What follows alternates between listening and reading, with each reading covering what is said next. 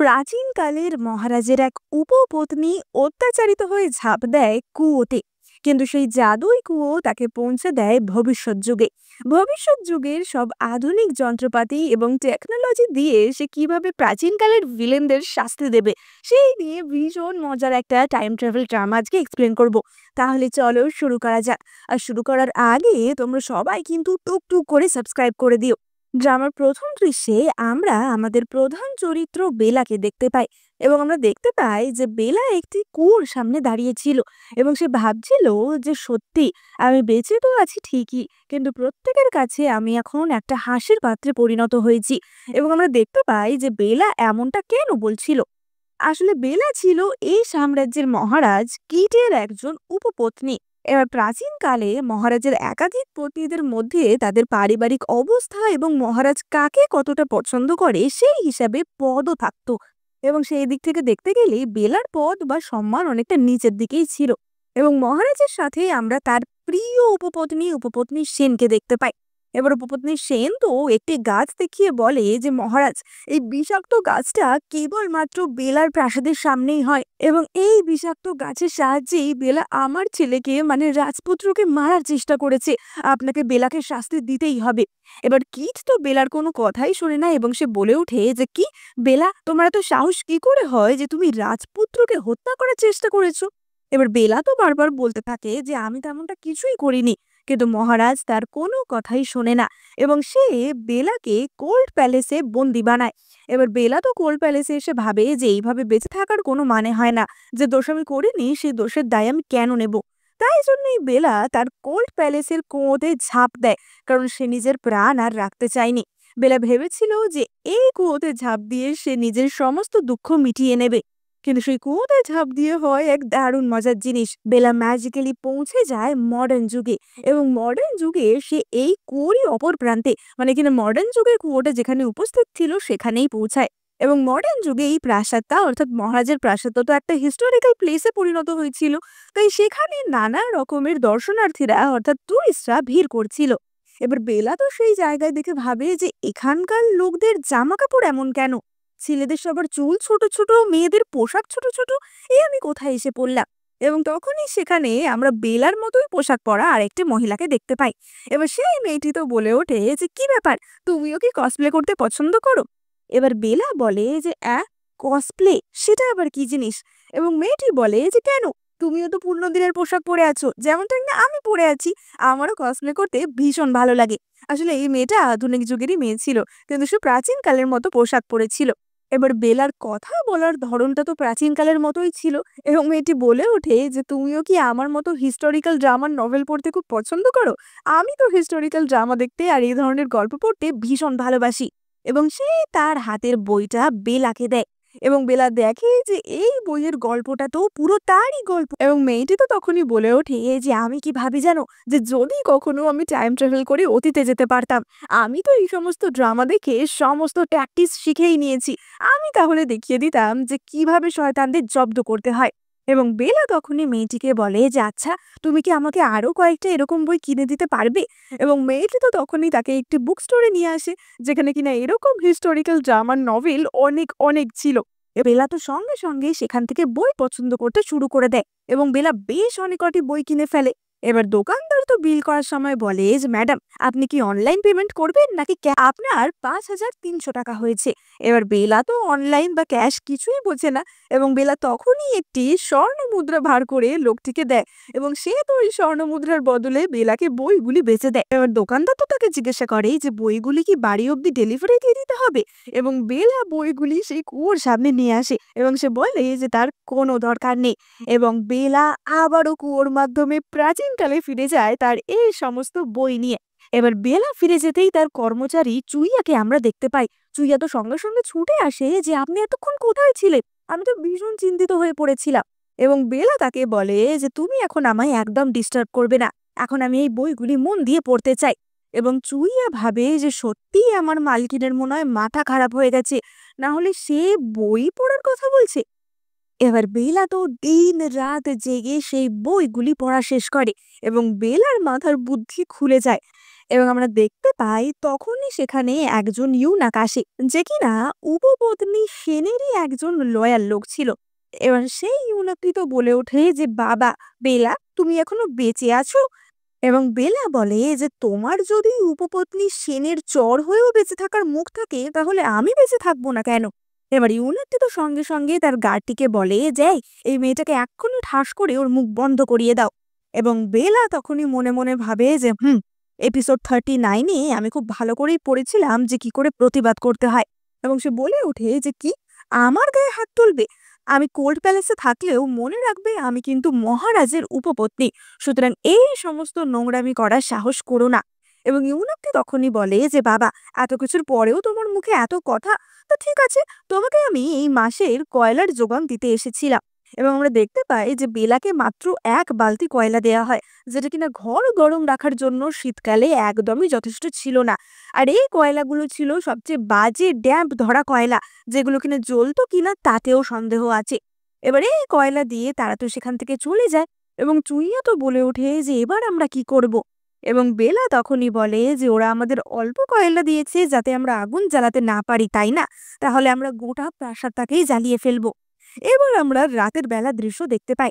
বেলার কোল্ড প্যালেসের সামনে দিয়ে রাতের বেলা কিট যাচ্ছিল, এবং তখনই কিট লক্ষ্য করে যে বেলার কোল্ড প্যালেসে আগুন লেগে গেছে।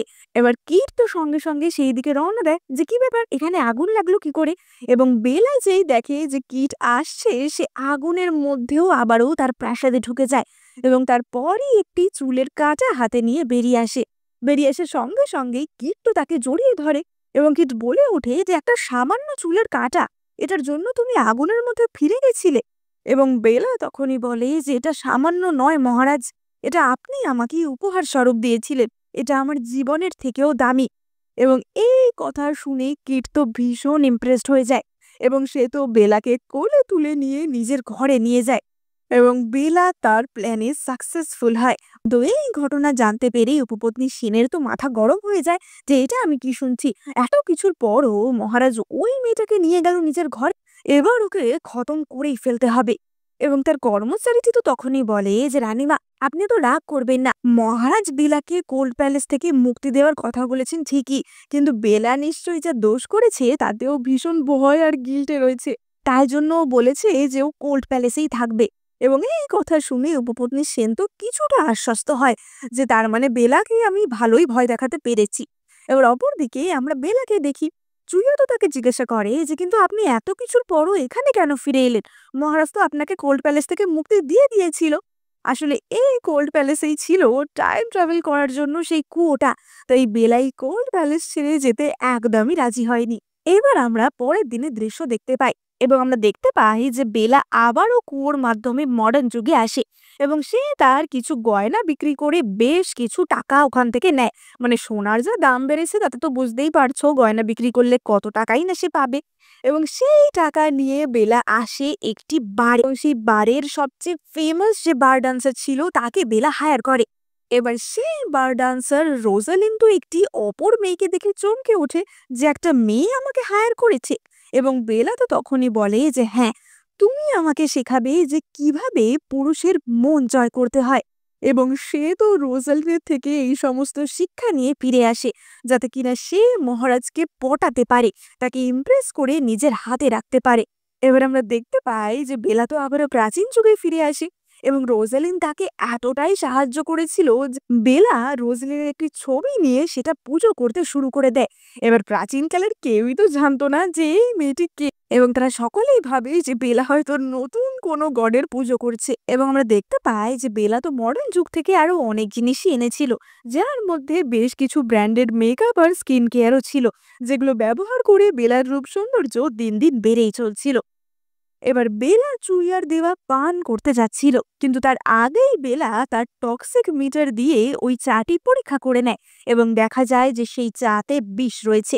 চুইয়া বলে ওঠে যে, এই নিয়ে এই মাসে 18 নম্বর বার আপনার খাবারে বিষ পাওয়া গেছে। এই জাদুই যন্ত্রটা যদি না থাকতো তাহলে তো আমরা কবেই মরে যেতাম। নিশ্চয়ই উপপত্তি সে নিয়ে এমনটা করছে, আমাদেরকে মহারাজকে সবটা জানাতে হবে। এবং বেলা তো বলে ওঠে যে তার কোনোই দরকার নেই, মহারাজের কাছে নালিশ করার থেকে আমরা মহারাজের মন জয় করার চেষ্টা করব, সেটাই বেটার হবে। তুমি আমার পারফিউমটা নিয়ে আসো। আসলে মডার্ন যুগে যে মেয়েটির সাথে বেলার প্রথম দেখা হয়েছিল সে বেলাকে একটি পারফিউম দিয়েছিল, যার ফর্মুলাটা কিনা সে নিজেই আবিষ্কার করেছিল, এবং এই পারফিউমের গন্ধে প্রজাপতিরা আকৃষ্ট হতো। বেলা ঠিক করে সেই পারফিউম মেখেই সে মহারাজ কিটকে আকৃষ্ট করবে। এবার আমরা মহারাজ কিট এবং উপপত্নী সেনকে দেখতে পাই, এবং আমরা দেখতে পাই যে তারা তো রোম্যান্স করছিল, কিন্তু মহারাজ কিটের রোম্যান্সে খুব একটা আগ্রহ ছিল না, কারণ অনেকদিন ধরেই কিট অরুচিতে ভুগছিল। তাই সে ঠিক করে খাওয়া দাওয়া ছিল না, এবং তার এই সব করতেও খুব একটা মন ছিল না। এবার কিট তো ঘর থেকে সেনের সাথে বেরিয়ে আসে, এবং সে দেখতে পায় যে বাগানে একটা জায়গায় অনেক প্রজাপতি খেলা করছে, এবং কি তাড়াতাড়ি সেদিকে যায় যে এত প্রজাপতি হঠাৎ এখানে কি করে জমা হলো। এবং সে দেখতে পায় যে বেলা বাগানের একটি জায়গায় বসে প্রে করছে, এবং বেলা কিটের দীর্ঘায়ুর জন্য প্রে করছে। এবার কিট তো ভাবে যে বাহ, বেলা আগের দিন আমার ওই চুলের কাঁটা বাঁচানোর জন্য আগুনে ঝাঁপ দিল, আর আজকে বেলা আমার দীর্ঘায়ুর জন্য প্রে করছে। সত্যিই বেলা কতই না ভালো। এবং সে তো বেলাকে হাত ধরে তুলে ধরে যে বেলা, তুমি সত্যিই আমার জন্য এত ভাবো। এবং বেলা তো এখন আগের থেকে এত বেশি সুন্দর দেখতে হয়ে গেছিল যে কিন্তু তাকে এক মুহূর্তের জন্য চিনতেই পারিনি, যেটা আমার আগেরই বেলা। ওদিকে উপপত্নী সেন তো ভাবে যে নিশ্চয়ই বেলা কোনো রকমের শয়তানি বা ডাইনি হবে, কারণ ওকে আমি 18 বার বিষ দিয়ে মারার চেষ্টা করেছি এই মাসে, তবুও মরেনি। এবার আমাকে কিছু একটা করতেই হবে। কিন্তু ততক্ষণে তো কিট বেলাকে কোলে নিয়ে সেখান থেকে চলে যায়, কারণ কিটের মন এখন বেলার দিকে চলে গেছিল। এবং বেলা ওই বার ডান্সার রোজালিনের থেকে যা যা শিক্ষা পেয়েছিল সেগুলো সব কিটের উপর প্রয়োগ করে, যার ফলে কিট তো আরোই ফিদা হয়ে যায়। অপরদিকে আমরা উপপত্নী সেনকে দেখতে পাই, যেহেতু এইসব কিছু সহ্য করতে পারছিল না, এবং সে যখন শোনে যে মহারাজ বেলার সাথে এত বেশি সময় কাটাচ্ছে সে তো আরোই রেগে যায়। এবং তখনই একজন তাকে খবর দেয় যে মহারাজ এখন উপপত্নী সেনের যে পদমর্যাদা ছিল, অর্থাৎ তার যে নোবেল কনসার্টের পদমর্যাদা ছিল সেটা সরিয়ে বেলাকে দিয়ে দিয়েছেন। এই খবর শুনে উপপত্নী সেন তো আর ঠিক থাকতে পারে না, এবং সে ঠিক করে যে এবার তো বেলার বিরুদ্ধে কিছু একটা করতেই হবে। উপপত্নী সেন সঙ্গে সঙ্গে মহারানী গ্রেসিকে খবর দেয়, অর্থাৎ যে কিনা কিটের প্রধান পত্নী ছিল বা সাম্রাজ্ঞী ছিল, এবং সে গ্রেসি এবং অন্যান্য উপপত্নীদের নিয়ে মহারাজের বেডরুমে চলে যায়। এবং উপপত্নী সেন বলে ওঠে যে মহারাজ, আমি এখানে বেলার বিরুদ্ধে একটি অভিযোগ জানাতে এসেছি। বেলা আপনাকে সিরিয়াস করার জন্য অন্য পন্থা বা বাজে পন্থা অবলম্বন করেছে, এবং সে আপনার উপর ওষুধের প্রয়োগ করে আপনাকে দুর্বল করেছে, যেটার জন্য আপনার মৃত্যুও হতে পারত। তাই বেলাকে এক্ষুনি শাস্তি দেওয়া উচিত। এবার বেলা তো মনে মনে ভাবে যে সেন, তোমার এই কাহিনী আমি অনেক আগেই একটা ড্রামাতে দেখে এসেছি, সুতরাং এইসব করে আমাকে ফাঁসানো যাবে না। বেলা বলে ওঠে যে মহারাজ, আপনি আমাকে বিশ্বাস করুন, আমি কখনোই আপনাকে দুর্বল করার জন্য এমনটা করব না। এবার অন্য একজন পত্নী তো বলে ওঠে যে না, সত্যিই তো, মহারাজ কখনোই এই সমস্ত রোম্যান্সে অতটা ইন্টারেস্টেড ছিল না, কিন্তু মহারাজ এই কদিনে বেলার সাথে একটু বেশি সময় কাটাচ্ছে, আমারও সন্দেহ হয়েছিল যে কিছু একটা গড়বড় আছে। এবার মহারাজ তো বলে ওঠে যে বেলা, সত্যি করে বলো, তুমি কি এমন কিছু করেছো? এবার চুইয়া তো তখনই বলে ওঠে যে মহারাজ, আপনি বেলাকে দয়া করে সন্দেহ করবেন না। আপনার ওই মাথার কাঁটা বাঁচানোর জন্য ও নিজের মৃত্যুবরণ করতেও রাজি ছিল। আপনার জন্য দিন রাত সে ভগবানের কাছে প্রার্থনা করে। সে কি করে আপনাকে এইভাবে ঠকাবে? এবং কিট বলে ওঠে যে সত্যিই তো, বেলা সত্যিই আমাকে ভালোবাসে, তাই কোনো প্রমাণ ছাড়া আমি বেলাকে কোনো রকমের শাস্তি দেব না।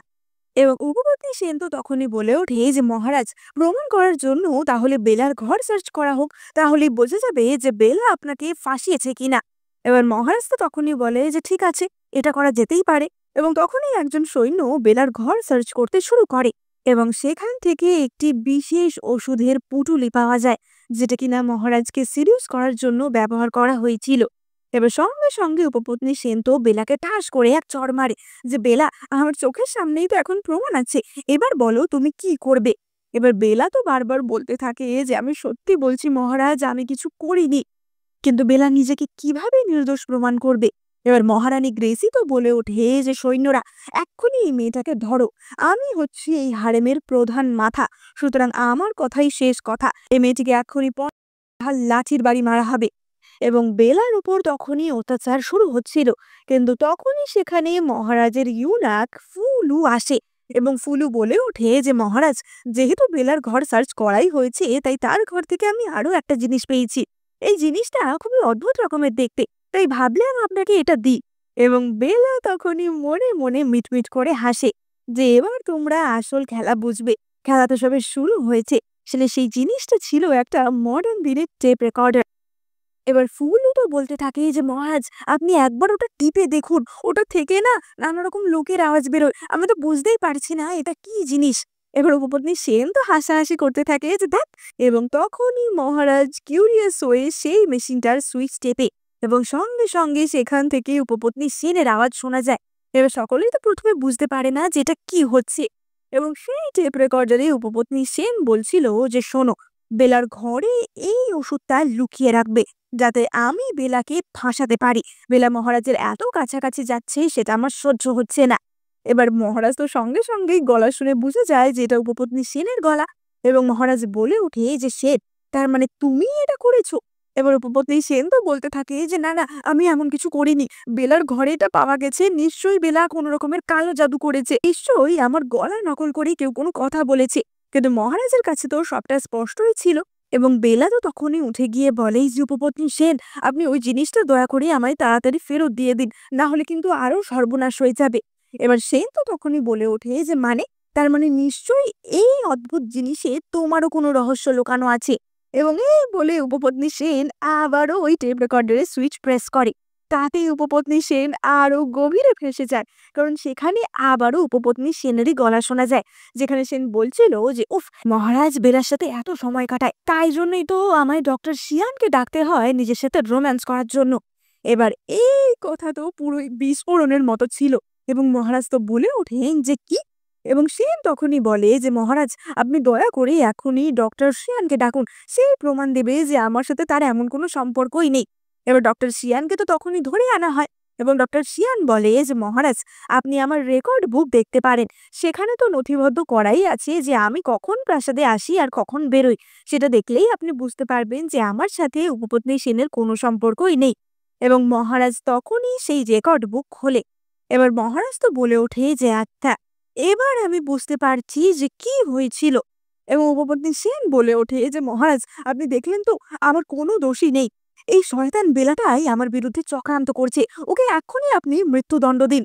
এবং মহারাজ তো তখনই উপপত্নী সেনকে ঠাস করে এক চড় মারে এবং বলে যে তাই, মৃত্যুদণ্ড তো আমি দেব, কিন্তু সেটা তোমাকে। আসলে সেই রেকর্ড বুকের মধ্যে উপপত্নী সেন এবং ডক্টরের কিছু ঘনিষ্ঠ ফটোগ্রাফ ছিল। এবার তখনকার দিনের লোকেরা তো ফটোগ্রাফ কি জিনিস জানতো না, কিন্তু তারা বুঝতে পারে যে এটা খুবই হাইপার রিয়ালিস্টিক কোনো একটা পেন্টিং হবে। আসলে বেলা তো লুকিয়ে লুকিয়ে এই ফটোগুলো তুলে রেখেছিল, যাতে কিনা সে সহজেই উপপত্নী সেনকে ফাঁসাতে পারে। এবং মহারাজ তখনই উপপত্নী সেনকে তার উপপত্নীর মর্যাদা থেকেই সরিয়ে দেয় এবং তাকে জেলবন্দি করে। এবং মহারানী গ্রেসি তো এই সবকিছুই দেখছিল। এবং গ্রেসি বুঝতে পারে যে বেলাকে হ্যান্ডেল করা খুব সহজ একটা বিষয় হবে না এবং তাকে খুব সন্তর্পণে শিক্ষা দিতে হবে। এবার আমরা অপরদিকে বেলাকে দেখতে পাই, যেহেতু তার গডেস রোজালিনের পুজো করছিল। এবং তখনই সেখানে মহারাজের অপর এক উপপত্নী বিউটি আসে। এবার বিউটি তো বলে ওঠে যে বেলা, তুমি যবে থেকে এই গডেসের পুজো করছো, তোমার রূপ সৌন্দর্য আরো বেড়ে যাচ্ছে। আমিও কি তার একটা ছবি পেতে পারি? আমি একজন পেন্টারকে এনেছি, সেও ওই ছবিটা দেখে এঁকে নেবে। এবং বিউটির পেন্টার তো তখনই রোজালিনের ছবি আঁকতে শুরু করে দেয়। এবং বিউটি তখনই বলে যে বেলা, তুমি আজকাল কি মেখে এত সুন্দর হচ্ছ গো, তুমি কি আমাকে সেই জিনিসগুলো একটু দেবে? এবং বেলা তো বলে ওঠে যে দেখো, আমি যে জিনিসগুলো মাখছি সেগুলো কিন্তু খুব অন্য রকমের দামি জিনিস, সুতরাং তুমি যদি ঠিক মতো ব্যবহার করতে না পারো তাহলে সুন্দরের বদলে কুৎসিত হয়ে যাবে, তাই তুমি ভালো করে ভেবে দেখো। এবং বিউটি তো তখনই বলে যে বেলা, তুমি কোনো চিন্তা করো না, আমি ফ্রিতে সেই সব জিনিস নেব না। এবং সে তো সঙ্গে সঙ্গে 2 বাক্স স্বর্ণ মুদ্রা এবং রৌপ্য মুদ্রা বেলাকে দেয়, যার বদলে বেলা তার নতুন মডার্ন মেকআপ প্রোডাক্ট বিউটিকে দেয়। কারণ বেলার তো এই টাকা পয়সাগুলো দরকার ছিল মডার্ন যুগের আরো জিনিস কেনার জন্য। বেলা মনে মনে ভাবে যে গত বেশ কয়েকদিন ধরে মহারানী তার লোকদের পাঠাচ্ছে আমার উপর নজর রাখার জন্য, তাহলে এই টাকা দিয়ে আমিও কয়েকটা সিসিটিভি ক্যামেরা কিনবো, যার সাহায্যে আমি মহারানীর ওপরে নজর রাখতে পারবো। এবং বেলা তো মডার্ন যুগ থেকে সেই সব কিনে আনে। যাই হোক, এবার শুধুমাত্র এইদিকেই না, বেলা তো কিটের মন জয় করার দিকেও একদম এক নম্বর ছিল। কারণ বেলা মডার্ন যুগে নানা রকম দারুণ উপাদেয় রান্নাও শিখে এসেছিল। তার মধ্যে অন্যতম ছিল স্নেল পাউডার দিয়ে তৈরি নুডলস, যেটা কিনা মহারাজের খেতে ভীষণই ভালো লাগছিল। এবং মহারাজ তো এইসব খাওয়ার জন্য সবসময় বেলাকে অনুরোধ করতে থাকতো। বেলা মনে মনে ভাবে যে মহারাজ তো কোনোদিন জাঙ্ক ফুড কি সেটা খায়ইনি, তাই এখন আমি মহারাজকে যাই খাওয়াবো মহারাজের সেই সবই ভীষণ টেস্টি লাগবে। এবং মহারাজ তো বলে যে বেলা, তুমি যে হ্যামবার্গার আর ফ্রাইড চিকেনের কথা বলছিলে, সেগুলো আমায় কবে খাওয়াবে? এবং বেলা বলে যে সেগুলো আমি নিশ্চন্দেহে আপনাকে খাওয়াবো। এবার মহারাজ কিট যখন বেলার এই নুডলস এনজয় করছিল, তখনই মহারানীর একজন কর্মচারী সেখানে আসে। এবং সেই কর্মচারীটি বলে যে মহারাজ, আজকে মাসের 15 নম্বর দিন, আর প্রতি মাসের 15 তারিখে আপনি মহারানীর সাথে ডিনার করেন, তাহলে আপনি সেখানে যাবেন তো? এবং মহারাজ তো বলে ওঠেন যে দূর, ওই এক খাবার খেয়ে আমার আর ভাল লাগছে না, আমি আজকে বেলার কাছেই খাবার খাবো। এবং বেলা তো তখনই ভাবে যে এমনিতেই মহারানী শয়তান, সুতরাং তাকে এতটা চটিয়ে দেওয়াও ঠিক হবে না। এবং বেলা বলে যে মহারাজ, আপনি এমনটা করবেন না, তাহলে হারেমে সবাই আমাকে ভীষণ খারাপ ভাববে, আপনি মহারানীর কাছেই যান। এবার মহারানীর কাছে এই খবর তো পৌঁছে যায় যে মহারাজ তার কাছে আসতে চাইছিল না। এবং মহারানী তার কর্মচারীকে জিজ্ঞাসা করে যে কি ব্যাপার, বেলা মহারাজকে এমন কি খাওয়াচ্ছে যে মহারাজ আমার কাছে আসতেই চাইছে না? এবং তার কর্মচারী যে তো বলে ওঠে যে মহারানী, আপনি রাগ করবেন না, কিন্তু আমার মনে হয় বেলা মহারাজকে খুব বাজে একটা জিনিস খাওয়াচ্ছে। এবার মহারানী তো বলে ওঠে যে কি কি খাওয়াচ্ছে? এবং কর্মচারীটি বলে যে মহারানী, আমার মনে হয় বেলা মহারাজকে গোবর খাওয়াচ্ছে। এবার এই কথা শুনে মহারানীর তো মাথায় হাত পড়ে যায়। যে এটা কি করে সম্ভব হয়? আসলে ওই স্নেল পাউডারের না ভীষণই বাজে পচা একটা দুর্গন্ধ হয়, কিন্তু খেতে ভীষণ টেস্টি এবার হয়। কেউ তো জানতো না যে বেলা কি রান্না করছে, তারা কেবলমাত্র গন্ধটাই পেয়েছিল, তাই জন্য ওই মহারানীর কর্মচারীরা এমনটা ভেবে নিয়েছিল। এবার মহারানীর কর্মচারী তখনই বলে যে মহারানী, এরকম না অনেকেরই হয়, আমি শুনেছি যে এই মহারাজেরই একজন পূর্বপুরুষ ছিল যে কিনা কাঠ কয়লা খেতে ভালোবাসতো, হতে পারে যে এই মহারাজেরও তেমন কোনো শখ রয়েছে। এবং মহারানী মনে মনে ভাবে যে আচ্ছা, ঠিক আছে, মহারাজ তাহলে একবার এখানে আসুক। এবার মহারাজ সেই দিন ডিনার করতে মহারানী গ্রেসির কাছে আসে। এবং মহারাজের তো মহারানীর তৈরি অন্যান্য কোনো খাবারই ভাল লাগছিল না, যেগুলো কি বেস্বাদ খাবার তুমি রান্না করেছো। এবং গ্রেসি তখনই বলে যে মহারাজ, আপনার এই খাবার ভালো লাগছে না তাই না? আমি জানতাম, আমি আপনার জন্য আপনার খুব পছন্দের একটা জিনিসের আয়োজন করেছি। এবং সে সেখানে মহারাজের জন্য বালতি করে গোবর নিয়ে আসে। এবার এই দৃশ্য দেখে মহারাজ তো প্রচন্ড ক্ষেপে যায় যে কি, তুমি আমাকে অপমান করার চেষ্টা করছো? আমি গোবর খাবো? এখন থেকে আমি যতদিন না বলছি তুমি তোমার প্রাসাদেই বন্দি থাকবে, এখান থেকে বেরোনোর চেষ্টা করবে না, আর এই হারেমের সমস্ত ক্ষমতা আমি তোমার থেকে কেড়ে নিলাম। এবার এই সব ঘটনা বেলা তো তার ঘর থেকে বসেই সিসিটিভির মাধ্যমে দেখতে পাচ্ছিল। এবং বেলা বুঝতে পারে যে মহারানী কিন্তু এতে থামবে না, বরং সে আরো উঠে পড়ে লাগবে বেলাকে শাস্তি দেওয়ার জন্য। কিন্তু বেলা তো ততদিনে মহারানীর প্রাসাদের আশেপাশে সিসিটিভি লাগিয়ে দিয়েছিল, সে মহারানী কি করছে না করছে সবটা দেখতেই পাচ্ছিল। এবং বেলা তো দেখে যে মহারানী বেশ কিছুদিন ধরে খুব শান্ত রয়েছে, কিছুই করছে না, তাহলে কি মহারানী অন্য কোনো প্ল্যান করছে? এবার তখনই তো চুইয়া এসে বেলাকে বলে যে ম্যাডাম, অনেক দিন হয়ে গেল আমরা আপনার বাড়ি যাইনি, এতদিন তো আপনি কোর্ট প্যালেসে বন্দি ছিলেন, এবার আমরা যে কোনো একদিন আপনার বাড়িতে ঘুরতে যেতে পারি। এবং বেলাতে এই খবর শুনে খুব খুশি হয় যে এতদিন পর সে তার মা এবং তার ভাইয়ের সাথে দেখা করবে। এবং বেলার নানা রকমের উপহার নিয়ে তার বাড়ির সামনে হাজির হয়। এবং আমরা দেখতে পাই যে বেলার মা আর তার ভাইও তো খুব খুশি ছিল, কারণ তারা তো জানতে পেরেছিল যে বেলা এখন মহারাজের অত্যন্ত প্রিয় পাত্রী হয়ে উঠেছে। তাই তাকে এতদিন পর দেখার আনন্দে তারাও খুব আনন্দিত ছিল। এবং বেলা তো তার বাড়ির সামনে হাজির হয় এবং বাড়ির দরজা খোলে। কিন্তু দরজা খুলে সে এক অন্য দৃশ্য দেখে। সে দেখে তার পরিবারের সকল লোক এবং কর্মচারীরা সেখানে মৃত অবস্থায় পড়ে আছে। কেবলমাত্র তার মা আর ভাই বেঁচে আছে, কিন্তু তারা সম্পূর্ণ বেঁচেও নেই, কারণ তাদেরকে জোর করে বিষ খাওয়ানো হয়েছে। এবং তার মা আর ভাই তো বলে ওঠে যে তারা তো বেলার জন্যই অপেক্ষা করছিল, কিন্তু তখনই কিছু আততায়ী জোর করে তাদের বাড়িতে ঢুকে পড়ে এবং তারাই এই হত্যা লীলা চালিয়েছে। বেলার বুঝতে সময় লাগে না যে এটা কার কাজ। মহারানী গ্রেসি এমনটা করেছে বেলাকে শিক্ষা দেওয়ার জন্য। এবার বেলার মা তো তখনই নিজের মাথার চুলের কাঁটা খুলে নিজেকেই হত্যা করতে যায় যে আমাদের বেঁচে থাকার কোনো দরকার নেই, আমরা বেঁচে থাকলে তোমার দুর্বলতা হয়ে থাকবো। এবং বেলা তো তখনই বলে যে, "না মা, কখনোই এমনটা করো না। যারা তোমাদের ক্ষতি করার চেষ্টা করেছে, যারা আমার পরিবারের এত লোককে হত্যা করেছে, তাদের আমি কখনোই ছাড়ব না। আমি মহারানী গ্রেসিকে সঠিক শিক্ষা দেব।" অপরদিকে মহারানী গ্রেসি তো এরম ভয়ানক একটা কাজ করার পর অত্যন্ত খুশি ছিল, কারণ সে বেলাকে চুপ করিয়ে দিতে পেরেছে। এবং সে তো তার কর্মচারীর থেকে খবর পায় যে বেলা এখন একদম চুপ করে গেছে, সে নিজের ঘর থেকেও বেরোচ্ছে না।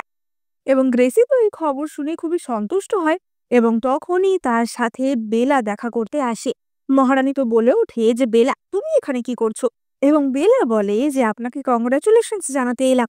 আপনি আমার পরিবারের উপর বিষক্রিয়া করে আমাকে ঘায়েল করতে পেরেছেন। এর চেয়ে বড় আর কি হতে পারে?" এবার গ্রেসি তো বলে ওঠে যে, "না, আমি এ ধরনের কিছুই করিনি। তোমার কাছে কি কোনো প্রমাণ আছে যে আমি এমনটা করেছি?" এবার বেলা তো তখনই ধীরে ধীরে মহারানীর কাছে এগিয়ে আসে এবং গ্রেসি বলে ওঠে যে, "বেলা, তুমি কি চাওটা কি?" এবং বেলা বলে যে, "আমি কিছুই চাই না। আমি খালি একটা কথাই জিজ্ঞাসা করতে চাই। এত বছরে আপনি যে এত জনকে মেরেছেন, তাদের কান্না কি আপনি শুনতে পান না?" এবং এই বলে বেলা ও মহারানী গ্রেসির কানের কাছে তার টেপ রেকর্ডারটি চালিয়ে দেয়, যেখানে কিনা একটা ভয়ঙ্কর পুরুষ কণ্ঠ বলছিল যে, "আমাকে বাঁচাও, আমাকে কেন মারা হলো?" এবং এটা শুনে তো গ্রেসি খুবই ভয় পেয়ে যায় এবং সে বেলাকে ধাক্কা মেরে সরিয়ে দেয়। এবং তখনই শুরু হয় বেলার আসল খেলা। বেলার পেটের কাছে একটা রক্তের পাউচ মতো ছিল। সেটা বেলা ফাটিয়ে দেয় এবং সেটা থেকে রক্ত বেরোতে শুরু করে। এবং বেলা বলে ওঠে যে, "মহারানী, আমি জানি আপনি আমাকে পছন্দ করেন না। তাই বলে আপনি আমার অনাগত সন্তানকে এইভাবে হত্যা করবেন?" এবার ততক্ষণে তো সেখানে মহারাজ কিট এবং অন্যান্য উপপত্তিরাও চলে এসেছিল এবং বেলা বলে ওঠে যে, "মহারাজ, আমার সন্তানটা।" এবার বিউটি তো তখনই বলে ওঠে যে, "মহারানী, আপনি এমনটা কখনোই করতে পারেন না। আপনি একটা বাচ্চার এরকম করে কেন ক্ষতি করবেন?" এবার মহারানী তো তখনই বলতে যাচ্ছিল যে, "তুমি চুপ করো।" কিন্তু কিট তাকেই চুপ করিয়ে দেয় এবং সঙ্গে সঙ্গে চিকিৎসককে ডাকা হয় বেলার চিকিৎসা করার জন্য। এবং চিকিৎসক তো চেক করে বলে যে, "আমার আর কিছুই করার নেই। বেলার সন্তানটি মারা গেছে। ওর পেটে মনে হয় খুব জোরে কেউ আঘাত করেছিল। তাই জন্যই তার সন্তান মারা গেছে।" এবার মহারাজের তো বুঝতে বাকি থাকে না যে বেলার পেটে কে আঘাত করেছিল। সেটা যে মহারানী গ্রেসি, সেটা তো সবাই বুঝেই গেছিল। এবং গ্রেসি তো তখনই বলে ওঠে যে, "বেলা, তুমি তো এখনো ইয়াং আছো, বাচ্চা তো তোমার পরেও হয়ে যাবে, এটা নিয়ে তুমি এত ভেবো না।" এবং বেলা তখনই বলে ওঠে যে, "সত্যি, বলাটা কত সহজ তাই না? বাচ্চা তো আমার পরেও হয়ে যাবে, একটা সন্তান হারানোর কি দুঃখ সেটা আপনি বোঝেন না তাই না?" এবার বিউটি তো তখনই বলে ওঠে যে, "মহারানী, আপনি কি ইচ্ছাকৃতভাবে এমনটা করলে যাতে কিনা আপনার ছেলে অর্থাৎ রাজকুমারের কোনো প্রতিদ্বন্দ্বী না থাকে?" এবার মহারানী তো চেঁচিয়ে ওঠে যে, "এই, তুমি কে? তোমার এত সাহস হয় কি করে আমাকে প্রশ্ন করার?" এবং কিট তখনই বলে যে, "আমি তো তোমাকে প্রশ্ন করতে পারি নাকি?" এবং তখনই গ্রেসি বলতে থাকে যে, "মহারাজ, আমাকে নিশ্চয়ই কোনোভাবে ফ্রেম করা হচ্ছে। আমাকে ফাঁসানোর জন্যই এমনটা করা হচ্ছে।" এবং তখনই গ্রেসির যে কর্মচারীটি ছিল সে বলে ওঠে যে, "মহারাজ, বেলা আসলে কখনো প্রেগনেন্ট হয়ইনি। ও মহারানীকে ফাঁসানোর জন্য এমনটা করছে। আমার কাছে প্রমাণ আছে।" এবার বেলা তো মনে মনে ভাবে যে এরা আবার কি প্রমাণ জোগাড় করে এনেছে। এবং তখনই সেখানে বেলার মহলেরই একজন দাসীকে ডাকা হয় এবং সেই দাসীটি বলে যে, "না, সত্যিই তো বেলা প্রেগনেন্ট হয়নি।" এবার এই দাসীটি বেলার দাসী হয়েও বেলার সাথে বিশ্বাসঘাতকতা করে। এবার বেলা তখনই মহারাজের হাত ধরে বলে যে, "মহারাজ, আপনি কি একটা দাসীর কথা বিশ্বাস করবেন নাকি আপনি আমার কথা বিশ্বাস করবেন? তাছাড়া চিকিৎসকও তো চেক করে এখনই বলল।" এবং তখনই মহারানী গ্রেসি বলে ওঠে যে, "ওই চিকিৎসককে তুমি হয়তো টাকা খাইয়েছো। এক্ষুনি রাজ চিকিৎসককে ডাকা হোক। তারপর বোঝা যাবে যে তুমি প্রেগনেন্ট নাকি প্রেগনেন্ট না।" এবার কিছুক্ষণের মধ্যেই রাজ চিকিৎসক সেখানে আসে। এবার বেলা তো মনে মনে ভয় পাচ্ছিল যে এবার তো সে ধরা পড়ে যাবে, কিন্তু তেমন কিছুই হয় না। এবং রাজ চিকিৎসক চেক করে বলে যে, "মহারাজ, খবর খুবই বাজে।" এবার মহারানী গ্রেসি তো ভাবে যে কি, এবার তো প্রমাণ হয়ে গেল যে বেলা কখনো প্রেগনেন্ট ছিল না। কিন্তু তখনই রাজ চিকিৎসক বলে যে, "মহারাজ, বেলা আসলে ৩টে সন্তানের মা হতে চলেছিল।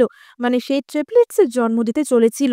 কিন্তু এখন এই ঘটনার ফলে তার সন্তান মারা গেছে।" এবার মহারাজ তো এই খবর শুনে ভীষণই রেগে যান। এবার মহারানী গ্রেসি তো বলতে থাকে যে, "মহারাজ, এটা কখনো হতেই পারে না। আমি জানি যে বেলা কিছু একটা চালাকি করেছে। বেলা, বলো তুমি কি শয়তানি করেছো?" এবং বেলা তো তখনই মনে মনে ভাবে যে, "তোমাকে তো আমি বলবো না যে আমি কি দুষ্টুমি করেছি।" আসলে বেলা গুগলে চেক করে দেখে যে যদি আমি নিজেকে প্রেগনেন্ট দেখাতে চাই তাহলে কি করতে পারি। এবং সেখানে বলা ছিল যে একটি বিশেষ হরমোন নিলে বেলাকে প্রেগনেন্ট মনে হবে, এবং সেই হরমোনটাই বেলা নিয়েছিল। সেটা হয়তো বেলা একটু বেশি নিয়ে ফেলে, তাই জন্যই রাজ চিকিৎসক ভাবে যে বেলার ট্রিপলেটস হতে চলেছে। এবার মহারাজ তো তখনই মহারানীকে ঠাস করে এক চড় মারে যে তোমার জন্য আমার 3টে সন্তান মারা গেল, আমি এত বড় সৌভাগ্য থেকে বঞ্চিত হলাম, তোমাকে এখনই আমি কোল্ড প্যালেসে বন্দি করার হুকুম দিচ্ছি, তুমি আমার চোখের সামনে একদম আসবে না। এবার গ্রেসি তো তখনই বলে ওঠে যে ঠিক আছে মহারাজ, আপনার কথা আমি মেনে নেব, কিন্তু আমি তার আগে বেলার সাথে কিছু কথা বলতে চাই। এবং সে তো তখনই বলে ওঠে যে বেলা, তুমি ভেবো না যে তুমি এটা করে জিতে গেছো, ভুলে যাবে না যে তোমার পরিবারের ওপর আমি বিষক্রিয়া করেছিলাম এবং তাদের অ্যান্টিডোটও আমার কাছেই রয়েছে। এবং বেলা তো তখনই বলে যে আমি তো ভেবেছিলাম তোমাকে অল্পের ওপর ছেড়ে দেব, কিন্তু তুমি তো দেখছি আমাকে সেটা করতে দিলে না, তাহলে দাঁড়াও, খেলা এখনো বাকি আছে। এবার সেই সময় বেলা যে ঘরে ছিল সেটা কিন্তু মহারানী গ্রেসির ঘরেই ছিল, যেহেতু সেখানেই অ্যাক্সিডেন্টটা হয়েছিল তাই বেলার চিকিৎসাও সেখানে হচ্ছিল। এবং তখনই বেলা চুইয়ার দিকে আদেশ দেয় এবং চুইয়ার আদেশে ঘরের মধ্যে একটি কুকুর ঢুকে আসে। এবার সকলেই তো বলে ওঠে যে কি, ঘরের মধ্যে একটা কুকুর আসছে কেন? এবং কুকুরটি এসে মহারানীর একটি বিশেষ ফুলদানিতে চাপ দেয়, যার ফলে মহারানীর ঘরের একটি গুপ্ত কক্ষ খুলে যায়। এবার এই দৃশ্য দেখে মহারাজ তো অবাক হয়ে যায় যে এটা আবার কি, মহারানী নিজের ঘরের মধ্যে এরকম একটা সিক্রেট রুম কেন বানাবে? চলো তো সবাই দেখি ওর ভিতরে কি আছে। এবার মহারানী তো বারবার কিটকে আটকানোর চেষ্টা করে যে মহারাজ, এটার মধ্যে আমার ব্যক্তিগত কিছু জিনিস আছে, তেমন কিছুই না, আপনার এই সমস্ত ছোটখাটো ব্যাপারে মাথা ঘামানোর কোনোই দরকার নেই। কিন্তু কিট তো কোনো কথাই শোনে না এবং সেখান থেকে একটি সিন্দুক পাওয়া যায়, যে সিন্দুকে বেশ কিছু চিঠি ছিল এবং সেই চিঠিগুলি ছিল রাজ্যের মন্ত্রী, রাজ্যের মন্ত্রিসভার নানা লোক, মহারাজের গার্ড, তাদের লেখা। মানে আসলে মহারানী এই সমস্ত জায়গায় নিজেদের লোককেই হায়ার করেছিল, যাতে কিনা মহারানীর ছেলেকে কোনোভাবেই মহারাজা হওয়া থেকে আটকানো না যায়। এবং এটা অনেক বড় একটা ষড়যন্ত্র ছিল, যেটা কিনা রাজদ্রোহেরই সমান ছিল। মানে পরবর্তীকে মহারাজা হবে সেটা ম্যানিপুলেট করার চেষ্টা করাটা খুবই বড় একটা অপরাধ ছিল। এবং এই অপরাধে মহারাজ মহারানীকে সঙ্গে সঙ্গে জেলে বন্দি করে এবং তার কাছ থেকে মহারানীর সমস্ত ক্ষমতা কেড়ে নেয়।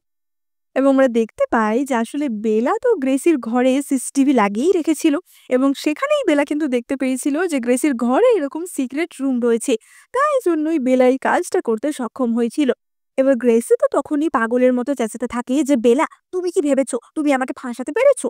আমি যদি মরি তাহলে তোমার মা আর ভাইও মরবে, স্বর্গে আমি একা যাব না, তোমার মা আর ভাইকেও নিয়ে যাব। এবং বেলা তো তখনই বলে যে গ্রেসি, আমার মনে হয় তুমি একটু বেশি আশা করে ফেলেছো, মরতে তোমাকে একাই হবে, কারণ আমার মা আর ভাই সম্পূর্ণ সুস্থ হয়ে গেছে। এবার এই কথা শুনে গ্রেসি তো প্রচন্ড চমকে যায় যে এটা কি করে সম্ভব? ওদের আমি যে বিষটা দিয়েছিলাম সেটা ভয়ানক একটা বিপজ্জনক বিষ ছিল, সেটার অ্যান্টিডোট কেবলমাত্র আমার কাছেই আছে, তার মানে তুমি নিশ্চয়ই একজন ডাইনি, তাই জন্য তুমি তাদের সারাতে পেরেছো। এবার কিট তো আর গ্রেসির এই সমস্ত ভুলভাল কথা শোনে না এবং সে তার সৈন্যদের বলে গ্রেসিকে সঙ্গে সঙ্গে সেখান থেকে নিয়ে যেতে, এবং তার সৈন্যরা গ্রেসিকে সেখান থেকে নিয়ে চলে যায়। এবং বেলা তখনই ভাবে যে গ্রেসি, আমার মা ভাইকে হত্যা করা এত সহজ না। আসলে গ্রেসি তার মা এবং ভাইকে নিয়ে কুয়োর মাধ্যমে মডার্ন যুগে চলে গেছিল, কারণ গ্রেসি জানতো যে মডার্ন যুগের চিকিৎসা ব্যবস্থা অনেক উন্নত এবং মডার্ন যুগেরই একটি হসপিটালে তার মা এবং ভাই সুস্থ হয়ে ওঠে। এবার মহারাজ তো তখনই জিজ্ঞাসা করে যে আচ্ছা, গ্রেসি যেটা বললো যে ভয়ানক একটা বিষ দিয়েছিল সেটা কি, আর তুমি সেটা সারিয়ে বা তুললি কি করে? এবং বেলা তো তখনই বলে যে মহারাজ, ওটা কোনো ভয়ানক বিষই ছিল না, আসলে গ্রেসি আমাকে ভয় দেখানোর জন্য ওইসব কথা বলছিল, তাই জন্যই তো সহজে সেরে গেছে। এবং কির তো তার এই কথা বিশ্বাসও করে নেয় এবং মহারানীকে এই পদ থেকে সরিয়ে দেওয়ার ঘটনায় অন্যান্য উপপত্নীরাও প্রচন্ড খুশি হয়, কারণ মহারানী তো এতদিন তাদের উপর অনেক অত্যাচার করতো, সকলকে ভয় ভয় থাকতে হতো।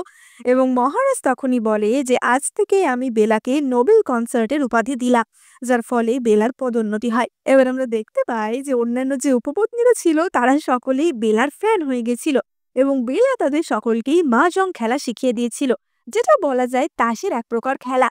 এবং উপপত্নীরা তো প্রতিদিনই বেলার প্রাসাদে হাজির হতো এইসব খেলা খেলার জন্য, কারণ তারা তো মহারাজের সাথে একদম বোর হয়ে গেছিল, তাদের জীবনে কোনো এন্টারটেনমেন্টই ছিল না, কিন্তু বেলা তো তাদের সাথে নতুন নতুন জিনিসের পরিচয় করাতো, তাই তারা বেলার একদম প্রিয় বান্ধবী হয়ে গেছিল।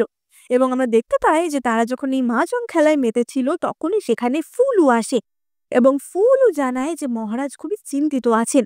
মহারাজ তার উপপত্নীদের মধ্যে একজনকে ডেকে পাঠিয়েছেন, কারণ সাম্রাজ্যের একদিকে ভয়ানক প্লেগ দেখা দিয়েছে, সেখানে সব লোকেদের গুটি বসন্ত হচ্ছে, যেটা সারানোর ওষুধ তো তখনকার দিনে ছিল না, তাই সেটা প্লেগের আকারে ছড়িয়ে পড়ছিল।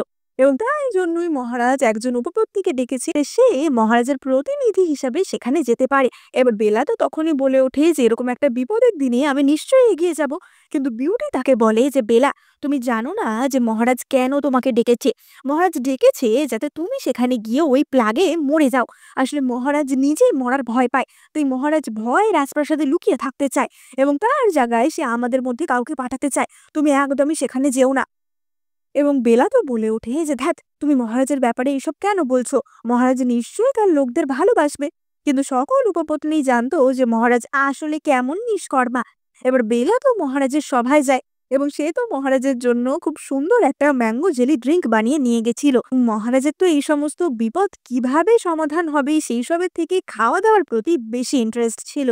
এবং তখনই তো একজন মন্ত্রিসভার মন্ত্রী লু বলে ওঠে যে মহারাজ, আপনি এখানে মজা করে ম্যাঙ্গো ড্রিঙ্ক খাচ্ছেন, আর সাম্রাজ্যের অপর দিকে লোক না খেতে পেয়ে মারা যাচ্ছে, প্লেগে মারা যাচ্ছে, সেই দিকে আপনার কি কোনো চিন্তা নেই?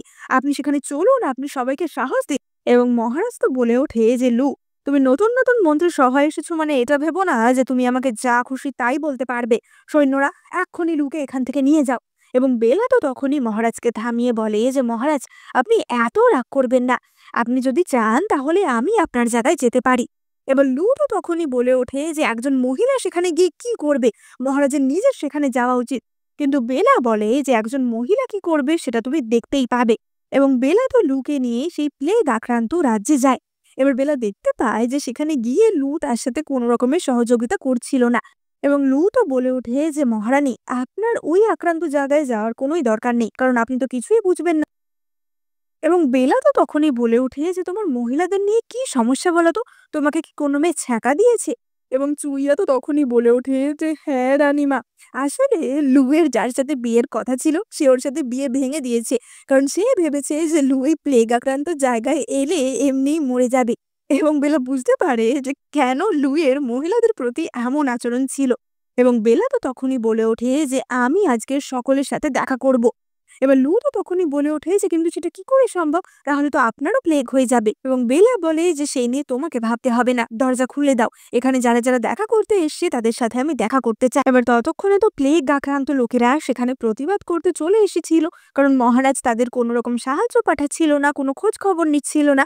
এবং বেলা তাদেরকে বলে যে তোমরা কোনো চিন্তা করো না, আমি যখন এসে গেছি আমি তোমাদের সকলকে সারিয়ে তুলবো। এবার তারা তো একটু সন্দেহ প্রকাশ করে যে মহারানী আর কি বা করবে, কিন্তু তারা ভাবে যে এমনিতেও তো আমাদের কাছে অন্য কোনো উপায় নেই, তাই ঠিক আছে মহারানীর ওপরই বিশ্বাস করা যাক। বেলা বলে যে কালকে তোমরা এখানে ফিরে এসো। এবার তাদের মধ্যে অনেকেই তো ভাবছিল যে কালকে তো মহারানী নিজেই দেখা যাবে স্মল পক্সে আক্রান্ত হয়ে গেল, কারণ আজকে আমাদের সাথে তার সংস্পর্শ হয়েছে। দেখা যাক মহারানী কি করে। এবার আমরা পরের দিনের দৃশ্য দেখতে পাই এবং আমরা দেখতে পাই যে লোকজনের সাথে মেশামেশির পরেও তো বেলার কোনো রকমের পক্সই হয় না। আসলে বেলা মডার্ন যুগে গিয়ে গুটি বসন্তের টিকা নিয়েই এসেছিল, তাই জন্যই বেলার কিছু হয় না। এবং বেলাকে সুস্থ দেখে লোকজনেরও বেলার ওপর ভরসা জাগে যে তার মানে বেলা তাদেরকেও সারিয়ে তুলতে পারবে।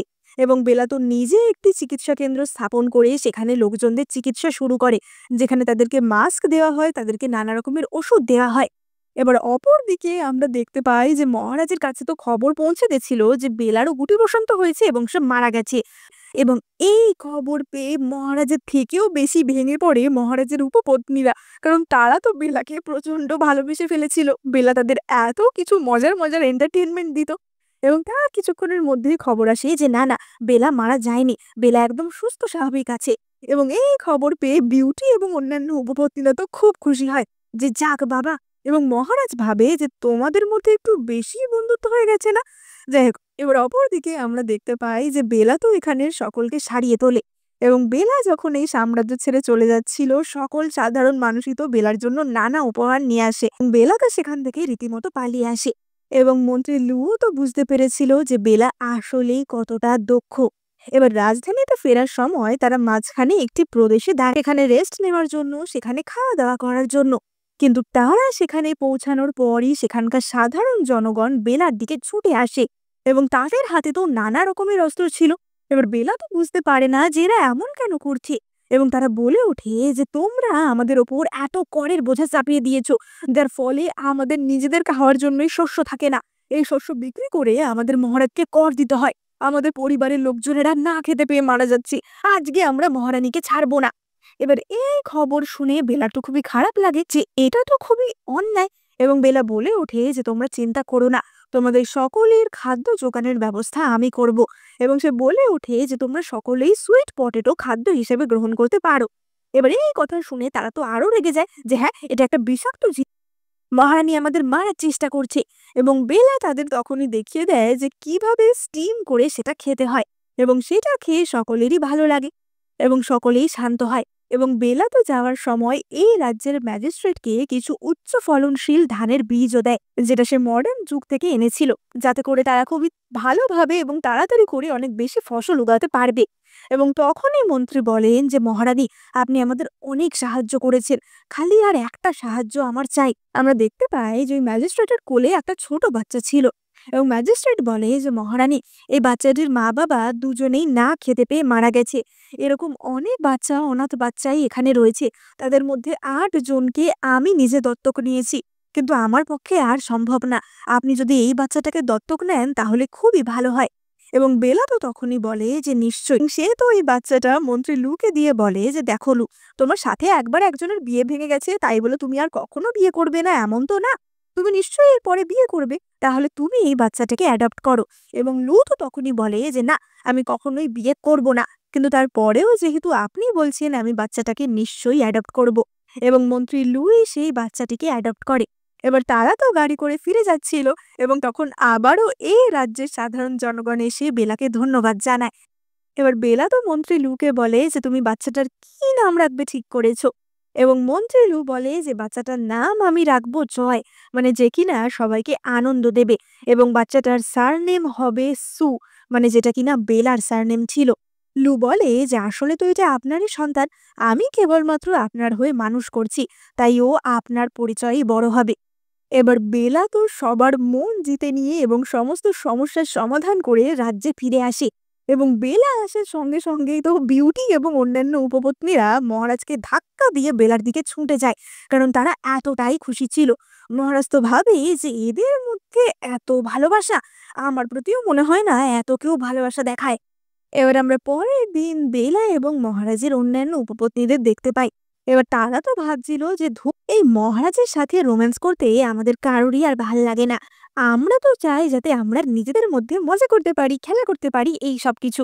তাই যদি আমরা মহারাজের হারেমে আর 2-1 জনকে নিয়ে আসি তাহলে ভালোই হয়। এবং বেলা ঠিক করে যে সে মহারাজের হারেমে অপর একজনকে নিয়ে আসবে এবং সেই উদ্দেশ্যেই বেলা অপর একটি মেয়ে লিয়াকে সেখানে নিয়ে আসে। কিন্তু লিয়া কিন্তু খুব একটা সহজ সরল ছিল না। সে নিজের রূপ নিয়ে খুবই অহংকার করত এবং তার উদ্দেশ্য ছিল যে সে মহারাজের কাছের মানুষ হয়ে বেলার জায়গা দখল করে নেবে।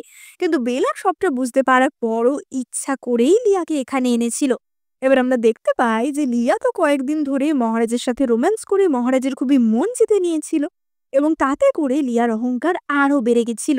এবং লিয়া তো সবার কাছে শো অফ করছিল যে হ্যাঁ, মহারাজ এখন তোমাদের ছেড়ে কেবলমাত্র আমাকেই ভালোবাসেন। আর বিউটি আর অন্যান্য উপপত্নীরা তো হাসাহাসি করছিল যে আমরা তো এটাই চাই যে মহারাজ তোমার সাথেই ব্যস্ত থাকুক, যেন আমাদের দিকে মহারাজ না আসেন। এবার লিয়া তো তখনই শয়তানি করে বেলাকে ফাঁসানোর জন্য ইচ্ছা করে মাটিতে পড়ে যায়। সে দেখতেই পেয়েছিল যে কিট এই দিকেই আসছে, তাই জন্য সেই নাটকটা করে এবং সে বলে ওঠে যে মহারানী, মহারাজ আমাকে একটু বেশি ভালোবাসছেন বলেই আপনি এমনটা করবেন। এবার এই সমস্ত চালাকি তো বেলার কাছে একদম পুরনো ছিল, তাই জন্য সে নিজেও মাটিতে পড়ে যাওয়ার নাটক করে এবং সে দেখায় যে মহারাজ দেখুন না, আমার হাতটাও কেটে গেল। ফলে লিয়ার তো আর কিছুই করার থাকে না এবং মহারাজ তো লিয়াকেই বকাবকি করে। যতই হোক বেলা এইসব খেলার পুরনো খেলোয়াড় ছিল এবং আমরা দেখতে পাই যে লিয়াকে মহারাজের সাথে ব্যস্ত করে দিয়ে বেলারা খুব ভালো সময় কাটাচ্ছিল এবং তারা তো নানা রকমের ড্রিঙ্কস যেমন কোকোনাট লাটে হেনা তেনা এইসব ট্রাই করছিল। এবং তখনই ফুলু আবারও বেলার কাছে আসে এবং ফুলু জানায় যে নর্থ রং সাম্রাজ্যের রাজা কাই এখানে এসেছে এবার বেলা তো বলে ওঠে যে কিন্তু কেন, এবং ফুলও বলে যে কাই মহারাজ কিটকে চ্যালেঞ্জ করতে এসেছে। সে ৩ জন শক্তিশালী যোদ্ধা এখানে এনেছে। যদি সেই যোদ্ধাদের আমাদের লোকেরা হারাতে পারে তাহলে ভালো, আর যদি হারাতে না পারে তাহলে কাইরা আমাদের ১৩টা রাজ্য দখল করে নেবে। এর আগে অলরেডি তারা আমাদের ১০টা রাজ্য দখল করেই নিয়েছিল। এখন যদি ১৩টা রাজ্য আবার দখল হয় তাহলে তো আমাদের সাম্রাজ্য অর্ধেক হয়ে যাবে। এবং এই কথা শুনে বেলা তো রাজসভায় হাজির হয়, এবং সেখানে আমরা কাইকে এবং তার ৩ জন যোদ্ধাকে দেখতে পাই। প্রথমেই তার একজন যোদ্ধা বর্ষা হাতে লড়াই করতে আসে, এবং তার সাথে লড়াই করতে যায় কিটের প্রধানমন্ত্রী। কিন্তু প্রধানমন্ত্রীর তো অনেকটাই বয়স হয়েছিল, তাই কিছুক্ষণের মধ্যেই তিনি ক্লান্ত হয়ে পড়েন, এবং তখনই প্রধানমন্ত্রীর জায়গা নেয় মন্ত্রী লু, এবং মন্ত্রী লু সেই বর্ষাধারী যোদ্ধাকে হারিয়ে দেয়। এবার একজন যোদ্ধাকে তো মন্ত্রী লু হারাতে পারে, তারপরেই দ্বিতীয় একজন যোদ্ধা আসে, এবং মন্ত্রী লুও কিন্তু তার সাথে দারুণ তলোয়ারবাজি করছিল, কারণ মন্ত্রী লু অত্যন্ত ট্যালেন্টেড একজন ছেলে ছিল। কিন্তু সেই অপর যোদ্ধাটি একটি শয়তানি করে। সে মন্ত্রী লুয়ের সাথে তলোয়ার নিয়ে লড়াই করতে করতে একটি গোপন অস্ত্র লুয়ের দিকে ছুঁড়ে মারে, যেটা কিনা যুদ্ধনীতির বিরুদ্ধে যায়। এবং তখনই তো বেলা সেখানে এগিয়ে আসে যে আপনি যে গুপ্ত অস্ত্রটা ছুঁড়ে মারলেন সেটা তো অন্যায়। এবং কাই তো তখনই বলে ওঠে যে যুদ্ধে অন্যায় বলে কিছুই হয় না, যুদ্ধে জেতাটাই হচ্ছে আসল ব্যাপার। এবার লু তো বলে ওঠে যে মহারানী আপনি এখান থেকে সরে যান। কিন্তু বেলা জানতো যে সে কি করতে চলেছে, এবং বেলা বলে যে আচ্ছা, যুদ্ধে অন্যায় বলে কিছু হয় না তাই তো, যুদ্ধে জেতাটাই আসল ব্যাপার। তাহলে আমি যে কোনো অস্ত্র ব্যবহার করতে পারি তো এই লড়াইয়ের জন্য। এবং কাই তো বলে ওঠে যে হ্যাঁ নিশ্চয়ই, একটা মহিলার আমাদের কি বা করে নেবে, ওই মহিলাকে তো ২ আঙুলের সাহায্যে আমাদের জুতা ভেঙে টুকরো করে দেবে। এবার অপরদিকে কিট তো বলে ওঠে যে বেলা তুমি এইসবের মধ্যে থেকো না। এবং বেলা বলে যে মহারাজ আমাদের কাছে তো অন্য কোনো উপায় নেই, তা না হলে আমাদের ১৩টা রাজ্য তো চলে যাবে। এবং মহারাজ তো মনে মনে তখনই গড়গড় করতে থাকে যে বেলা তুমি যদি আজকে না জিততে পারো তাহলে কিন্তু আমি তোমাকে খতম করে দেব। মানে মহারাজ তো নিজে অকর্মা ছিলই, তার মধ্যে আবার হিংসুটেও ছিল। এবং বেলা তখনই বলে যে তাহলে তোমরা বলছো যুদ্ধের কোনো নিয়ম নেই, আমি যে কোনো অস্ত্র দিয়ে যুদ্ধে জয় করতে পারি। এবং এই বলে বেলা তার বন্দুক বার করে। এবার তখনকার দিনের কেউই তো বন্দুক চিনতো না, এবং তারা বলে ওঠে যে এটা আবার কি, এইটুকু একটা জিনিস, এটাতে আবার কারুর কোনো ক্ষতি হতে পারে।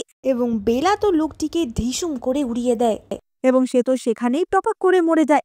এবং সবাই তো বলে ওঠে যে এটা কি হলো, লোকে কি মরে গেল নাকি। এবং রং সাম্রাজ্যের কাই তো বলে ওঠে যে নিশ্চয়ই কিছু একটা গন্ডগোল হয়েছে, হয়তো ওর আগে থেকেই কোনো অসুস্থতা ছিল। এরপর আমাদের পরবর্তী লোক যাবে, এবং তারপরে আরো একটি যোদ্ধা আসে বেলার সাথে লড়াই করার জন্য, এবং বেলার গুলি তো তার কান ঘেঁষে বেরিয়ে যায়। এবং কাই বুঝতে পারে যে বেলা আসলে কতটা দক্ষ। এবং কাই তখনই বলে ওঠে যে মহারাজ ঠিক আছে আমি হার মানছি, কিন্তু আমার একটা অনুরোধ রয়েছে। আপনার রানীকে আমার খুব পছন্দ হয়েছে, আমি আপনার রানীকে চাই। আপনি বেলাকে আমায় দিয়ে দিন, তাহলে আপনাদের যে রাজ্যগুলো আমি দখল করেছিলাম সেগুলো ফিরিয়ে নেব।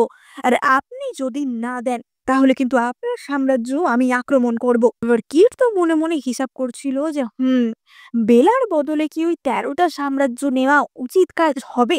এবং তখনই তো মন্ত্রী লু বলে ওঠে যে মহারাজ আপনি কখনোই এমনটা করবেন না, বেলা আমাদের সাম্রাজ্যের জন্য এত কিছু করেছে, তাকে আমরা এইভাবে শত্রুপক্ষের হাতে তুলে দিতে পারি না। এবং মহারাজ বলে ওঠে যে ঠিক আছে, বেলা যখন আমাদের জন্য এত কিছুই করেছে আমরা কখনোই বেলাকে হাতছাড়া করব না। এবার আমরা দেখতে পাই যে বেলাকে তো কিট শত্রুপক্ষের হাতে তুলে দেয় না, কিন্তু তার ফলাফল হিসাবে শত্রুপক্ষ কিটের সাম্রাজ্য দখল করতে শুরু করে, এবং তার সাম্রাজ্যের ওপর আক্রমণ করে। এবার এই খবর পেতেই কিটের তো মাথা খারাপ হয়ে যায়, এবং তখন আমরা কিটের সাথে লিয়াকে দেখতে পাই। এবার লিয়া তো বলে ওঠে যে মহারাজ আপনি দিয়ে দিন না বেলাকে শত্রুপক্ষের হাতে, কি আর এমন হবে, তাছাড়া তার বদলে তাহলে আমরা আমাদের ১৩টা রাজ্যও ফিরে পাবো, এটা তো খুবই ভালো একটা ডিল হবে। এবং মহারাজ তো বলে ওঠে যে তুমি বুঝতে পারছো না, ও ওই প্লেগের সময় ওখানে গিয়ে, দুর্ভিক্ষের সময় রাজ্যে গিয়ে যা সব করেছে তাতে ও লোকজনের কাছে খুবই পপুলার হয়ে উঠেছে। লোকজন ওকে ফেরি হিসেবে, গডেস হিসেবে পুজো করছে। মানে পপুলারিটির দিক থেকে ও আমাকে টক্কর দিচ্ছে। এখন যদি আমি ওকে শত্রুপক্ষের হাতে তুলে দিই তাহলে আমি আমার সাধারণ জনগণের চোখে একদম বিষ হয়ে যাব। এবারে এই কথা শুনে লিয়া তো বলে ওঠে যে কিন্তু মহারাজ, রং সাম্রাজ্যের আর্মি তো প্রায় দোরগোড়ায় চলে এসেছে, তাহলে আমরা কি করব এবারে, আমাদের তো কিছু একটা প্ল্যান করতেই হবে। এবং তখনই তো সেখানে বেলা কিটের সাথে দেখা করতে আসে। এবার লিয়া তো তখনই বলে ওঠে যে সত্যিই বেলা, তুমি যা করো সেটাই এত ভালো করো যে আমাদের বিপদই হয়ে যায়। তুমি যদি এই চ্যালেঞ্জের সময় অত ভালো পারফর্ম না করতে, তাহলে তো আজকে রং সাম্রাজ্য আমাদের উপর আক্রমণ করতো না, তাই না? এবার বেলা তো বলে ওঠে যে, কি? আমি ভালো পারফর্ম করলাম সেটার জন্য তো আমার প্রশংসা প্রাপ্য ছিল। সেটার জন্য যে আমাকে ভর্ৎসনা শুনতে হবে সেটা তো আমি ভাবিনি। তাছাড়া আমি যদি পারফর্ম না করতাম তাহলে আমাদের ১৪টা সাম্রাজ্য হাতছাড়া হয়ে যেত। সেটা কি তোমরা এখনো ভেবে দেখোনি? এবং লিয়া তো তখনই বলে ওঠে যে, দেখো, আমি অত কিছু জানি না, কিন্তু তোমার উচিত নিজে থেকেই কাইকে বিয়ে করে নেওয়া, তাহলে অন্তত সাম্রাজ্যের বিপদটা কাটবে। তোমার তো আমাদের সাম্রাজ্যের প্রতি এতটুকু দায়বদ্ধতা আছে, তাই না? এবং বেলা তো তখনই মনে মনে ভাবে যে তার মানে কি তো এটাই চাইছে। এবং বেলা তখনই বলে ওঠে যে, বিয়ে তো আমি ওকে করব না, কিন্তু আমি আমাদের আর্মিকে নেতৃত্ব দেব যুদ্ধ করার জন্য। এবার কিট বলে ওঠে যে, কি? তুমি আর্মিকে নেতৃত্ব দেবে? এবং বেলা বলে যে, হ্যাঁ, কারণ আমার কাছে এখন দুটোই অপশন আছে, না হয় ওই শত্রুপক্ষের সাথে বিয়ে করো, আর না হলে যুদ্ধ করো। তাই আমি যুদ্ধকেই বেছে নেব। এবার কিট তো বলে ওঠে যে, কিন্তু আমাদের আর্মির অবস্থা তো খুবই খারাপ, ওদের আর্মির এগেনস্টে আমরা তো কিছুই করতে পারবো না। আমি জানি না তুমি কি করবে, তাছাড়া কোনো সৈন্য বা কোনো মন্ত্রীও তোমার সাথ দেবে কিনা সেই নিয়েও আমার সন্দেহ আছে। দেখো তুমি কি করবে। এবং তখনই সেখানে মন্ত্রী লু আসে। মন্ত্রী লু বলে ওঠে যে, মহারাজ, আমি মহারানী বেলার সঙ্গ দেব, কারণ আমার ওনার উপর পুরো ভরসা রয়েছে। এবং ততক্ষণে তো প্রধানমন্ত্রীও সেখানে চলে এসেছিল। এবং প্রধানমন্ত্রীও বলে যে, হ্যাঁ, আমি জানি যে মহারানী বেলাই কিছু করতে পারবেন। এবং কিট্টু তখনই বলে যে, দূর হও আমার চোখের সামনে থেকে তোমরা, যা করবে তাই করো, আমার এতে কিছুই বলার নেই। এবং বেলা তখনই বলে যে, আমি আপনার কাছ থেকে একটা অনুমতি চাইছি। আমি একটা অস্ত্র পরীক্ষা করার কেন্দ্র এখানে স্থাপন করব, এবং সেটার জন্য আপনি অনেক জোরে জোরে আওয়াজ কিছুদিন ধরে শুনতে পাবেন। আশা করি তাতে আপনার কোনো সমস্যা হবে না। এবং কিট্টু বলে যে, যা করবে করো তো, আমার চোখের সামনে থেকে বিদায় হও। এবং বেলা সেখান থেকে চলে আসে। এবার আমরা দেখতে পাই যে, এদিকে দেশে এত বড় একটা যুদ্ধ লেগে গেছিল, কিন্তু কিটের সেই দিকে কোনো খেয়ালই ছিল না। এ তো রীতিমতো শুয়ে শুয়ে কানে সুরসুরি খাচ্ছিল। এবং তখনই পুরো মাটি কেঁপে ওঠে, মানে পাশে বেলা তার যে বোম টোম পরীক্ষা করছিল সেগুলোর জন্যই। এবং লিয়া তো বলে ওঠে যে, মহারাজ, ওই বেলা কি যে করছে, কয়েকদিন থেকে ওইসব আওয়াজে আমরা তো ঘুমোতেই পাচ্ছি না।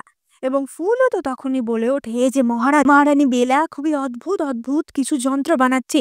সেই সব যন্ত্র ভয়ানক শক্তিশালী, সেগুলো দিয়ে মনে হচ্ছে আমরা শত্রুদের পরাস্ত করতে পারবো। এবং তখনই তো লিয়া বলে ওঠে যে, বাহ, সত্যিই দেখছি বেলা ভীষণ কাজের। এবং কিট তো তখনই বলে যে, ও, তুমিও এখন বেলার প্রশংসা করছো? তা তুমিও কি ওই বিউটি আর অন্য উপপত্নীদের মতো ওর ফ্রেন্ড হয়ে গেলে নাকি? এবং লিয়া বলে যে, না না মহারাজ, আসলে বেলা নিজে থেকে যুদ্ধে যাওয়ার কথা বলল, ও কতই না সাহসী, কিন্তু আপনার চেয়ে সাহসী কেউ হবে না, যতই হোক আপনি মহারাজ। এবং এই কথা শুনে কিট তো খুবই খুশি হয়। কিন্তু লিয়া মনে মনে ভাবে যে, কিট সত্যিই একটা অপদার্থ রাজা।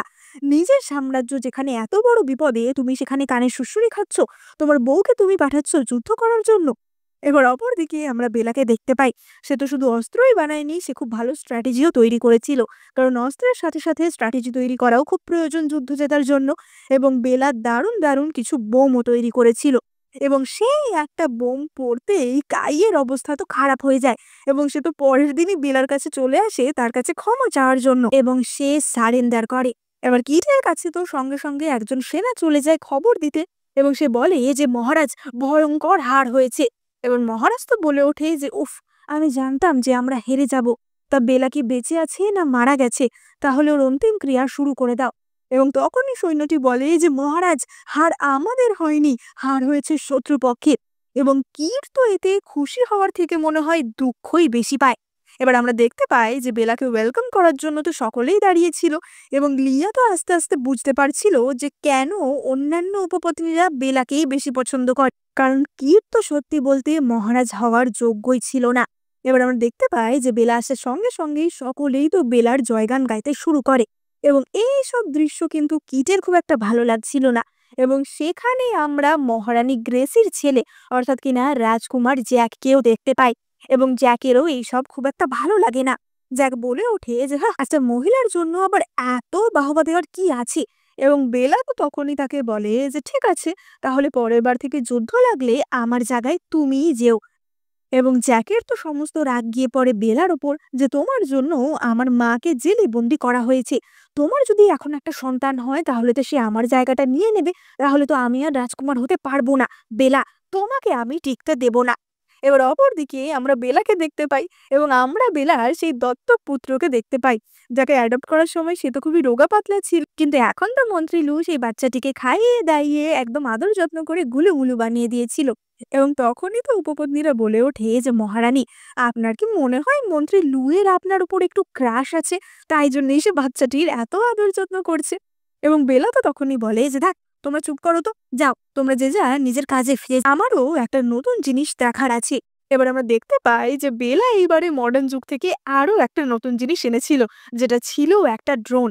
এবং বেলা সেই ড্রোনের সাহায্যে প্রাসাদের বাইরের দৃশ্য দেখতে পায় এবং সে দেখতে পায় যে জ্যাক বিদ্রোহ করতে শুরু করে দিয়েছে এবং সে রাজা হওয়ার জন্য মহারাজের সমস্ত সৈন্যদের হত্যা করতে শুরু করে দিয়েছে, যাতে কিনা সে মহারাজের গদি ছিনিয়ে নিতে পারে। এবার জ্যাক তো সেই গার্ডদের মেরে মহারাজের কাছে পৌঁছে যায় এবং সেখানে আমরা বেলাকেও দেখতে পাই। এবার জ্যাক তো বলে ওঠে যে বাহ, ভালোই হয়েছে বেলা তুমি এখানে আছো, কষ্ট করে আমাকে আর হারেমে যেতে হবে না তোমাকে মারার জন্য। এবং বেলা তো তখনই একটি বন্দুক বার করে বলে যে দেখো জ্যাক, আমি তোমাকে হত্যা করতে চাই না।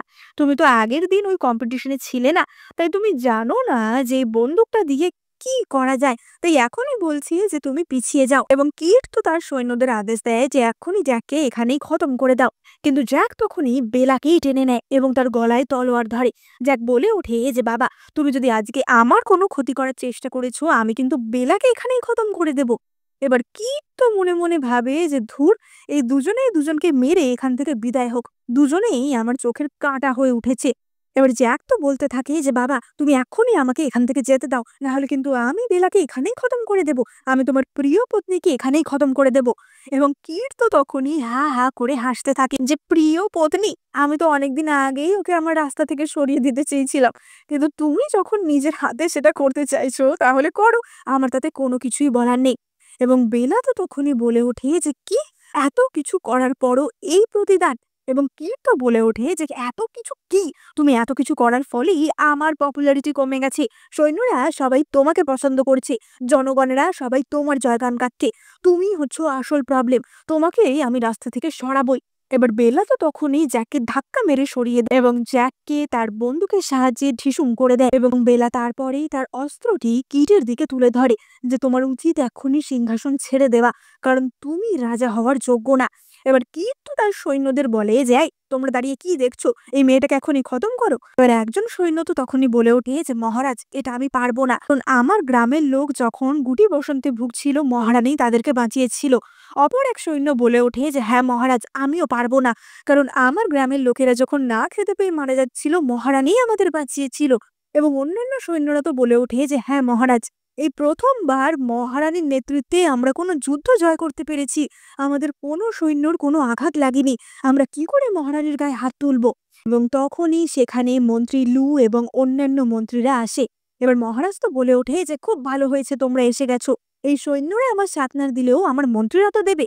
এবং লু তো তখনই বলে ওঠে যে না মহারাজ, আমরা এখানে বেলাকেই নতুন রাজা করতে এসেছি, আমরা আপনার মতো একজন অক্ষম রাজাকে চাই না, আমরা বেলার মতো একজন দায়িত্ববান ব্যক্তিকে রাজা হিসেবে চাই, যে কিনা লোকের কথা ভাবে, যে কিনা দেশের কথা ভেবে নিজেকে বিপদে ফেলতে পিছু পা হয় না। এবার কিট তো বলে ওঠে যে ও, তোমরা আমার বিরুদ্ধে দেশদ্রোহ করছো, বিদ্রোহ করছো।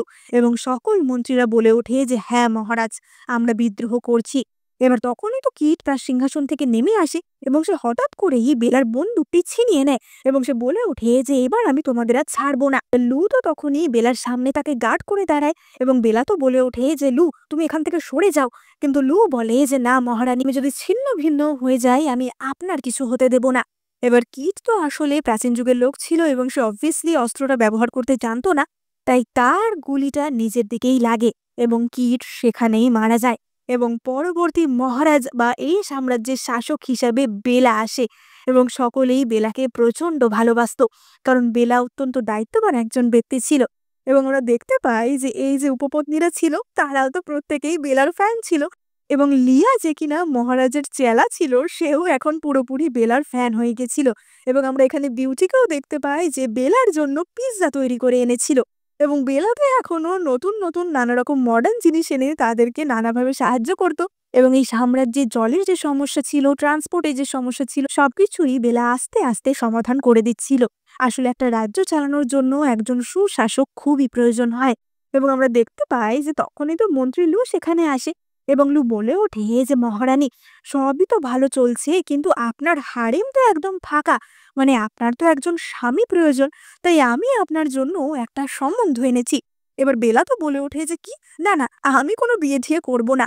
এবং লু তো তখনই মহারানীর দিকে সম্বন্ধর কাগজটি এগিয়ে দেয় এবং বেলা সেটা খুলে দেখে যে সেখানে লু নিজেরই ফটো রেখেছিল। মানে লু মহারানীকে, বেলাকে খুবই ভালোবেসে ফেলেছিল। এবং লু তো বলে যে মহারানী, আমি আপনার জন্য সারা জীবন ভালো ভালো রান্না করব, আপনি আমাকে গ্রহণ করুন। এবং বেলা তো সেখান থেকে ছুট লাগায় যে না না, এই একই রাস্তায় আমি আর হাঁটবো না। এবং এখানেই আমাদের এই মজাদার ড্রামাটা শেষ হয়। তো তোমাদের কি মনে হয়, বেলার কি উচিত হবে মন্ত্রী লুকে বিয়ে করে নেওয়া? কমেন্ট করে জানাতে কিন্তু একদম ভুলো না। আর ড্রামাটা কেমন লাগলো সেটাও অবশ্যই কমেন্ট করে জানিও। ভালো লাগলে এক্ষুনি লাইক, কমেন্ট, শেয়ার আর সাবস্ক্রাইব করে দিও। আর এই চ্যানেলে আমি তোমাদের জন্য অনেক চাইনিজ ড্রামা এক্সপ্লেন করে থাকি। তাই তোমরা কিন্তু চটপট সাবস্ক্রাইব করে টকাটক নোটিফিকেশন বাটন